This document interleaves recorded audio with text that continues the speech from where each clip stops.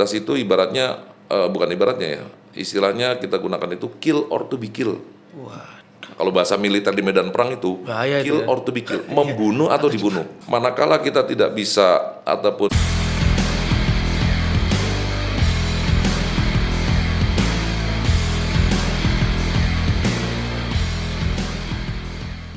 Assalamualaikum sahabat Memorandum TV, jumpa lagi dengan podcast Memorandum TV. Kali ini kita kedatangan tamu yang istimewa. Tamu spesial kita adalah Kombes Pol Komarudin SIK MM. Assalamualaikum Dan. Waalaikumsalam warahmatullahi wabarakatuh. Nah, beliau ini adalah Dirlantas Polda Jatim. Nah, ini hari-hari ini kayaknya sibuk ini unit atau satuan lalu lintas ini. Dirlantas. Hari ini kebetulan hari pertama Direktorat Lalu Lintas Polda Jatim beserta seluruh jajaran melaksanakan kegiatan Operasi Patuh Semeru 2024. Siap. Akan berlangsung selama 14 hari ke depan dengan beberapa target yang tentunya target-target itu muncul didasari pada beberapa faktor yang pastinya bahwa tujuan penyelenggaraan operasi patuh ini untuk meningkatkan kepatuhan. Kepatuhan merupakan keniscayaan serta merupakan salah satu faktor utama bagi terciptanya Kamsel Tipcalantas. Mustahil kita gembar-gembor berbicara masalah Kamsel Tipcalantas kalau kepatuhannya tidak kita press atau tidak kita perhatikan. Tidak ada satupun kecelakaan terjadi tanpa didahului oleh pelanggaran. Nah, ini penting ini. Setiap kecelakaan pasti ada pelanggaran di dalamnya. Apakah melanggar marka, apakah melanggar batas kecepatan, melanggar ketentuan, pasti ada di dalamnya. Nah, kepatuhan itu tentunya menuntut seluruh pengguna jalan tanpa kecuali. Karena berbicara masalah lalu lintas, kalau boleh kita pinjam istilah militer saat berada di medan perang, lalu lintas itu ibaratnya, bukan ibaratnya ya, istilahnya kita gunakan itu kill or to be killed. Wah, Kalau bahasa militer di medan perang itu, bahaya itu kill ya. or to be killed, membunuh atau dibunuh. Manakala kita tidak bisa ataupun tidak merapikan, menata tingkat kepatuhan masyarakat pengguna jalan, pilihannya juga hanya ada dua. Kita nabrak orang atau kita ditabrak orang. Nah, itu saja. Nah, oleh karenanya tentu berbagai program yang kita usung dengan berbagai pendekatan pula, ya diharapkan ini mendapatkan support dan juga dukungan dari masyarakat. Informasi juga bahwa kami membuat program yang kami beri nama Mahameru. Mahameru Lantas. Mahameru Lantas. Mahameru itu akronim dari mewujudkan harmoni masyarakat yang empati, responsif dan tentunya unggul. Nah, Kenapa empati? Nah, itu responsif juga ini. Responsif. Masyarakat harus terlibat ini sepertinya ya. Iya, empati itu kepedulian. Selama kita tidak peduli dengan hambatan, gangguan, situasi di jalan, tidak akan mengubah keadaan. Beberapa waktu yang lalu kami berterima kasih kepada masyarakat ya, yang mengirimkan beberapa video, foto, pelanggaran-pelanggaran yang dilakukan. Saat itu juga langsung kita tindak lanjuti, kita tindak. Sehingga jangan menunggu orang lain Istilahnya membuat celaka. Baru kita lapor. Nah, ini kembali ke Operasi Patuh Semeru ini. Ya. Ada skala prioritas yang mungkin bisa dijelaskan dan supaya masyarakat ini benar-benar mengerti apa sih Operasi Patuh Semeru 2024 ini. Ya. Sebagai informasi awal yang kami sampaikan kepada masyarakat kita Jawa Timur, kita cukup prihatin di tahun 2023, kurun waktu 1 tahun terjadi 30.000 lebih kasus kecelakaan. Dan yang memprihatinkan, selama kurun waktu 1 tahun, 5.239 orang meninggal dunia di jalan. Tahun 2024 semester 1, evaluasi kita bandingkan dengan semester 1 2023, kita telah mampu menekan angka kecelakaan yang jumlahnya dari tahun 2023 dibandingkan dengan semester kemarin, kita mampu menekan sebanyak kurang lebih sekitar 12%. Dari 15.878 kasus di semester 1 2023 menjadi 13.704 di tahun semester 1 2004. Kemudian tingkat fatalitas korban meninggal dunia juga di tahun 2023 semester 1 2.671, di tahun 2024 semester 1 2.107, turun kurang lebih 18,87%. Istilah zero accident, Nah, ini. zero kecelakaan, Ini sebenarnya mimpi yang harus bisa kita capai. Banyak cerita di warung-warung kalau kita lagi ngumpul, kita ini kalau pergi ke luar negeri, tertibnya minta ampun. Kita akan menjadi orang yang paling tertib. Kenapa? Karena aturan yang ada di sana. Ya. Tapi begitu kembali lagi ke Indonesia, kembali lagi perilaku kita. Inilah yang coba dikemas dalam sebuah program Mahameru. Artinya di sini dibutuhkan mewujudkan harmoni masyarakat. Harmoni itu kan kebersamaan. Harmoni masyarakat yang empati. Kepedulian masyarakat kalau bersama-sama tentunya ditambah dengan responsif dari masyarakat untuk menyikapi berbagai fenomena. Kita harus tersentuh, kita harus terganggu dengan data yang disajikan setiap hari yang mungkin masyarakat masih menilai kalau korban kecelakaan ataupun meninggal karena kecelakaan itu hal yang biasa. Kalau kita lihat dengan bahaya narkoba ya. Kalau narkoba Anda pakai sendiri, Anda mati sendiri. Tidak demikian dengan lalu lintas. Pengguna narkoba, Anda pakai sendiri, Anda mati sendiri. Tapi tidak demikian lalu lintas. Lalu lintas, kalau Anda ngebut sendiri, Anda nabrak sendiri, Anda mati sendiri sih nggak apa-apa. Cuman yang repot matinya ngajak-ngajak orang. Nah ini. Ini kan yang bikin repot. Iya. Kita yang sudah tertib, kita sudah patuh, saya sudah pakai helm, saya sudah jalan pelan-pelan, tapi ada pengendara ugal-ugalan yang tertib yang meninggal. Terkadang seperti itu. Ada 1.000 pengendara, satu saja dia ugal-ugalan, satu dia saja melanggar aturan, maka 999 calon korban. Atau ikut-ikutan kan? Calon korban. Iya. Yang pertama lu calon korban. Calon korban ya. Kita konvoy ini misalnya, 1.000 motor. Satu saja yang ugal-ugalan, calon korban itu yang 999. Entah ditabrak misalnya, itu potensi kecelakaan. Entah misalnya dia ugal-ugalan terus tiba-tiba dia berhenti mendadak, bikin kemacetan untuk yang di belakangnya. Jadi permasalahan lalu lintas, Kamseltipcar Lantas itu ya hanya bisa dicapai manakala seluruh pengguna jalan tanpa terkecuali patuh terhadap aturan lain.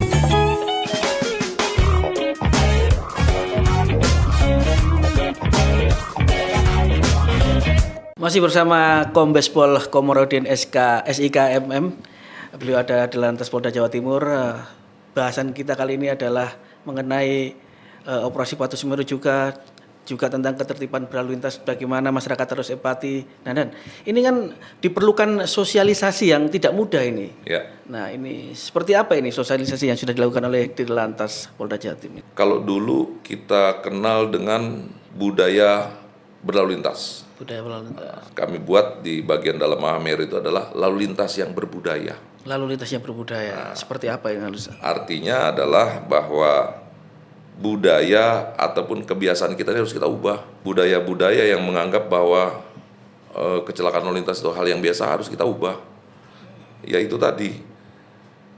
Kita tidak bisa menjamin kalau nanti sore besok itu bukan giliran kita atau keluarga kita jadi korban berikutnya. Loh, keluarga saya tertib kok Pak. Saya, anak saya, semuanya kita kalau lantas tertib. Iya, terima kasih. Tapi bagaimana dengan pengguna jalan yang lain? Lalu apa yang harus kita lakukan?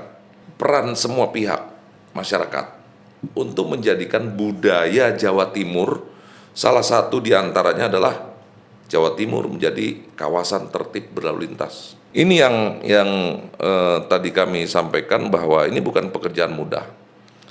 Artinya bahwa kami dari aparat kepolisian, Direktorat Lalu Lintas Polda Jawa Timur beserta jajaran tidak akan pernah mampu mewujudkan ini tanpa dukungan dari peran serta masyarakat yang ingin selamat, ingin nyaman pada saat aktivitas berkendara. Apakah banyaknya kendaraan ini juga mempengaruhi istilahnya ya, berlalu lintas masyarakatnya ini? Kan mungkin terlalu banyak istilahnya, keburu-buru istilahnya. Sebanyak apapun pertumbuhan kendaraan, kalau disertai dengan tingkat kepatuhan yang tinggi, saya rasa nggak ada masalah. Mas Eko bisa sampaikan teman-teman, sosialisasikan. Ini salah satu dari 9 target operasi. Salah satu diantaranya adalah mengendari kendaraan di bawah umur. Ini akan kita sasar. Mohon maaf Bapak Ibu, tolong diingatkan putra-putrinya yang belum cukup umur, belum memiliki kualifikasi mengendarai kendaraan, jangan bawa kendaraan. Yaitu tadi, keberadaan mereka di jalan raya bukan hanya mengancam keselamatan anak itu, tapi orang yang berada di sekelilingnya pun terancam. Nah, ini akan kita sasar. Kemudian lagi dari 9 itu diantaranya knalpot yang tidak sesuai dengan spesifikasi. Jadi yang akan kita ubah ini adalah budaya. Jadi sangat klise rasanya kalau operasi setiap tahun dilakukan tanpa ada sebuah misi, tanpa ada sebuah upaya ataupun target yang ingin kita capai. Setelah target itu tercapai, tinggal bagaimana kita merawat maintenance. Nah, ini yang pekerjaan ini cukup berat dan tentunya ini akan kita jadikan, kami harapkan ini menjadi PR bagi seluruh masyarakat Jawa Timur untuk menciptakan bahwa Jawa Timur menjadi kawasan yang tertib. Jadi siapapun datang, oh kalau saya berkendara di Jawa Timur enak tuh, di sana tertib, di sana nggak ada kecelakaan. Kalau kita kecelakaan, masyarakatnya marah. Dan ini pernah kita coba, Mas. Pernah kita coba di mana pada saat sanksi sosial. Nah, makanya dalam operasi patuh itu 40% ini untuk kegiatan preemptif yang tadi, deteksi dan juga sosialisasi. Sosialisasi itu seperti saat ini kan kita menghimbau masyarakat, mengingatkan masyarakat, menyadarkan masyarakat. Masyarakat yang tadinya lupa jadi ingat, oh iya ya, benar juga ya. Kalau orang ugal-ugalan bukan hanya dia yang terancam, kita pun yang ada di sekitarnya terancam. Itu preemptif. Kemudian 40% lagi bobotnya ini preventif.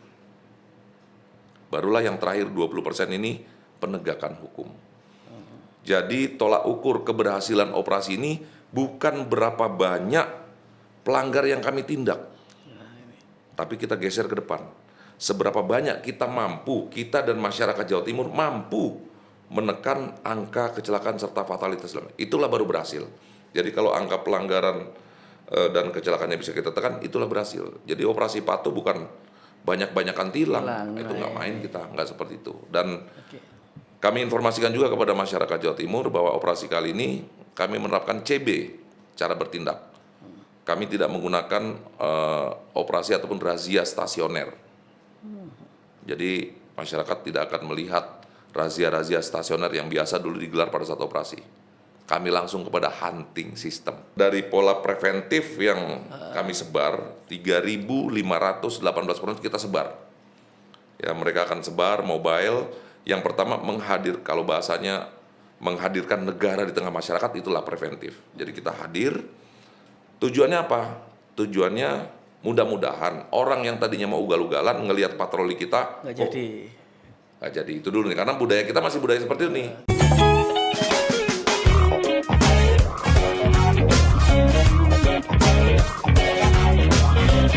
Nah, ini intinya itu memang harus ada empati dari masyarakat juga. Istilahnya budaya berlalu lintas itu harus dirubah. Kalau dan Komarudin tadi ngomong di negara orang lain itu patuhnya luar biasa. Kalau di negara sendiri kenapa nggak bisa gitu kan istilahnya. Nah, ini Dan, kalau bicara mengenai tingkat atau kejadian laka lantas, kalau sesuai hasil analisa dan evaluasi ANEF ya. Semester 1 2024 itu bisa dijelaskan seperti apa Dan? Kecelakaan itu terjadi ada beberapa faktor. Ada karena faktor jalan, ada karena alam, kemudian kendaraan, dan human error, perilaku pengendara. Lebih banyak human error mungkin ini kayaknya. Hampir 100%. Hampir 100% human error artinya kan perilaku. Betul. Inilah kenapa kami menggunakan narasi lalu lintas yang berbudaya. Budaya kita, budaya orang kita, masyarakat Jawa Timur yang diharapkan mungkin bisa lebih santun lah dalam melaksanakan aktivitas khususnya lalu lintas. Karena gini, tahun 2007 saya berkesempatan sekolah di Jepang. Di sana kebetulan kami di prefektur Aichi, provinsi Nagoya. Prefektur Aichi itu kalau di kita ini kabupaten kota, Surabaya lah gitu. Kami coba cek, lihat datanya, data kecelakaan lalu lintas di tahun 2006, dalam kurun waktu 1 tahun 2006 di prefektur Aichi, kabupaten Aichi lah kalau gitu. Ya. Terjadi sekian kasus kecelakaan, saya hafal mati angkanya karena fantastis. Korban luka ringan 57, korban luka berat 15, meninggal dunia 2. Sedemikian Di Kabupaten Aichi minimnya loh, itu. di Kabupaten Aichi di Jepang sana. Meninggal dunia 2. Waktu itu saya sedang bertugas sebagai Kasalantas di salah satu daerah ya. Begitu saya kembali ke Indonesia, Kanit Laka saya laporan, izin komandan, ya, izin laporan dan kemarin ada 4 kecelakaan. Wah, terus meninggal 3 dan 1 harinya di daerah itu, ngalahin 1 tahunnya di Kabupaten Aichi di Jepang sana. Saya berpikir betapa mahalnya harga nyawa di sana, tapi diobral habis di sini. Jadi ada kejadian satu kisah lagi mas, Ya. dimana waktu itu begitu masuk hotel ada barang yang habis waktu itu. Saya pergi ke minimarket lah di sana. Di depan hotel kebetulan ada minimarket. Oh itu ada minimarket. Saya keluar hotel, dibukain pintu sama anunya kan. Hai, ya nyebrang saya. Pada saat saya nyebrang di sana kan memang banyak pejalan kaki ya. Pedestrian itu benar-benar lalu lalang masyarakat. Begitu saya nyebrang, semua mata memandang saya. GR saya kan, terkenal sekali saya nih. Iya, kenapa ini kok dilihat? Orang pada kenal saya, hampir saya dada-dada kan. Tapi pandangannya pandangan nggak enak. Oh, kayak itu. Loh, apa salah saya? Saya lihat pakaian saya lengkap, sopan. Nah itu kan kasir, kalau kasir kan biasanya dekat pintu ya. Betul. Orang toko ngeliatin saya, udah beli. Begitu beli kembaliannya itu kan uang receh-receh itu dilempar, biar sampai jatuh-jatuh. Kok nggak sopan ya? Tak mengutin, gerutu. Pulang lagi, tambah jadi. Bukan cuma ngeliatin, sambil nunjuk-nunjuk.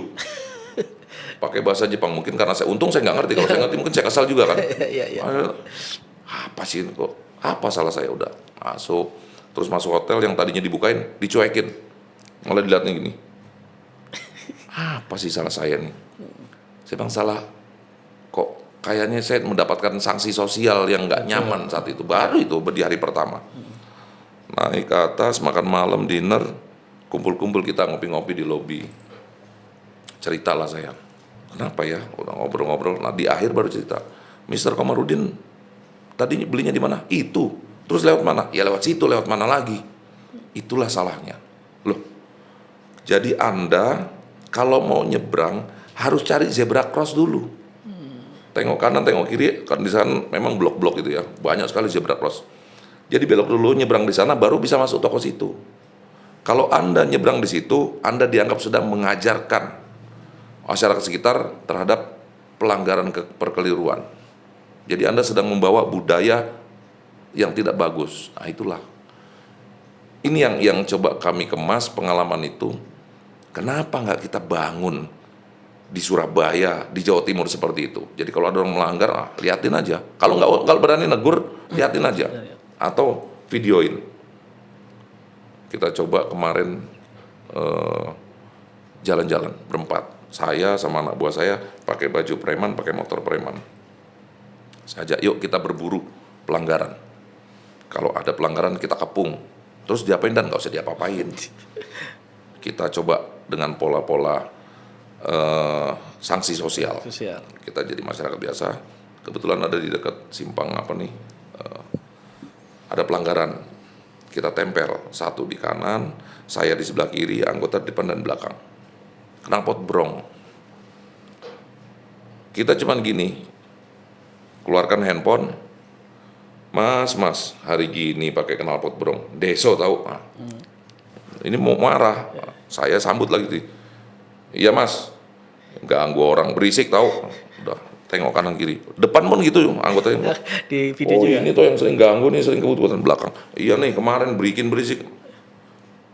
Mereka ditegur oleh semua orang, nggak usah melakukan tindakan-tindakan yang sporadis atau apa, tegur saja, tegur. Kemudian, nah itu Mahameru itu empati dan responsinya kirimkan kepada petugas. Kita cari dia, siapa pengguna pemilik motor itu. Kita akan buru. Untuk apa? Jangan sampai kita menunggu korban berjatuhan. Cukuplah sudah angka-angka ini. Selama 1 semester 6 bulan sudah 2.167 meninggal dunia. Dan itu saudara kita, itu teman kita. Jadi memang kepatuhan ini harus jadi budaya. Ya, itu kunci utama. Karena bukan hanya karena takut ada Pak Polisi, jadi takut nggak melanggar. Harus tetap seperti itu, Nenek. Kalau lupa, dengan diingatkan, tentunya akan teringat. Tapi kalau memang sudah, sudah watak ya, bandel ya. Kalau sudah bandel, persempit ruang geraknya. Jangan biarkan mereka berada di sekitar kita, ya itu tadi. Keselamatan, makanya operasi patuh ini kami coba berikan motivasi kepada anggota. Ini adalah operasi keselamatan, operasi kemanusiaan. Apa yang kita lakukan dengan mengajak seluruh elemen masyarakat bersama-sama, insya Allah nilai keberhasilannya adalah pada saat kita mampu menekan zero accident dan juga korban yang diakibatkan bisa kita tekan. Ini kan ngomong-ngomong ada pemutihan. Nah, Ya. juga. Seperti apa ini? Mungkin bisa dijelaskan kepada masyarakat yang masih nunggak. Tentu untuk berkendara itu perlu kenyamanan. Terbangunnya infrastruktur, jalan, sarana prasarana, rambu, dan lain sebagainya. Ya tentu karena kembali lagi kepada masyarakat. Registrasi dan identifikasi kendaraan bermotor, tentu setiap pengguna kendaraan atau kendaraan yang dioperasional di jalan wajib terdaftar. Ya. Dengan terdaftarnya ada kewajiban membayar pajak kendaraan. Nah inilah kalau kita lihat dari data yang ada memang masih banyak kendaraan-kendaraan yang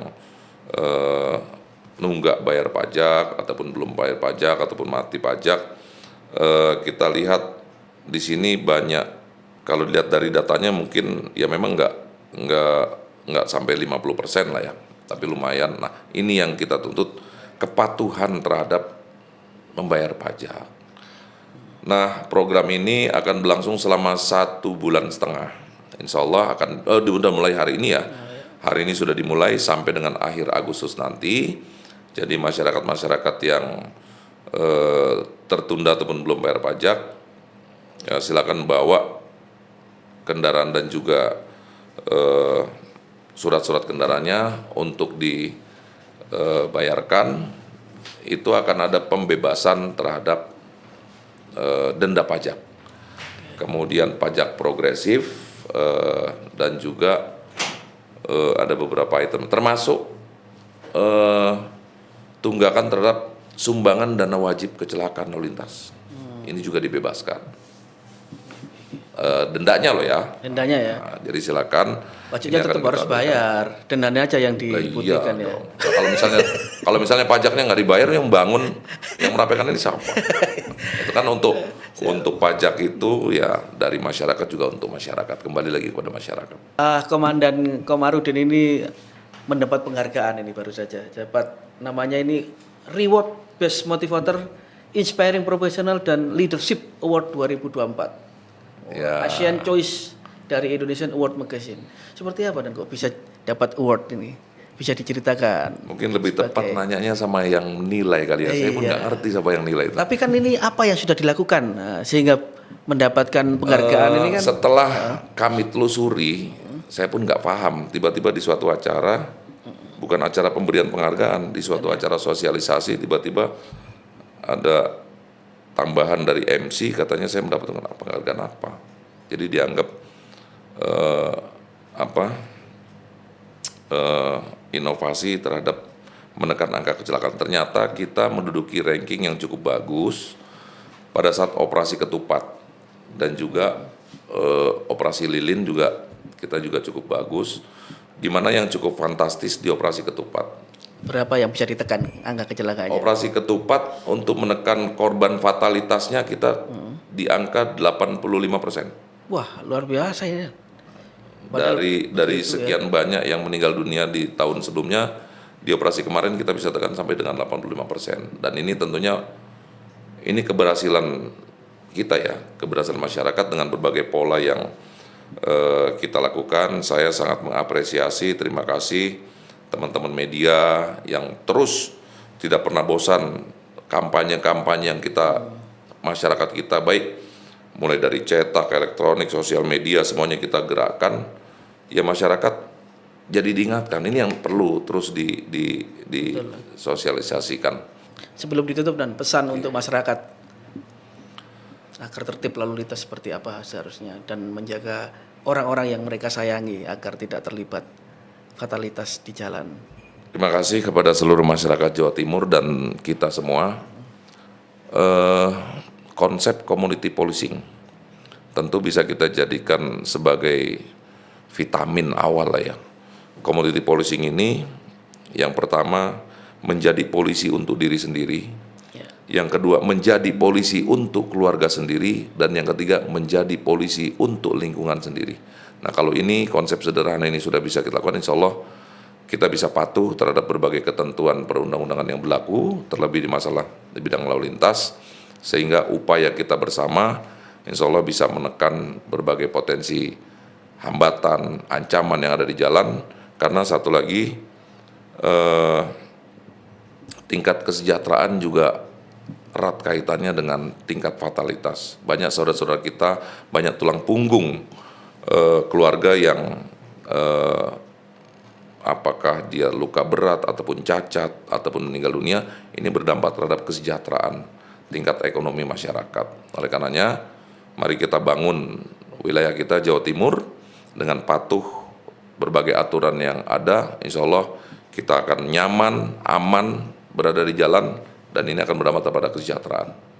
Luar biasa. Terima kasih Dan. Terima kasih waktunya sore ini sudah berbagi dengan warga. Semoga apa yang dicita-citakan khususnya di Lantas Polda Jatim dan kita semua menjadi masyarakat yang benar-benar berbudaya dalam berlalu lintas. Tentunya ke depan zero accident adalah impian kita bersama.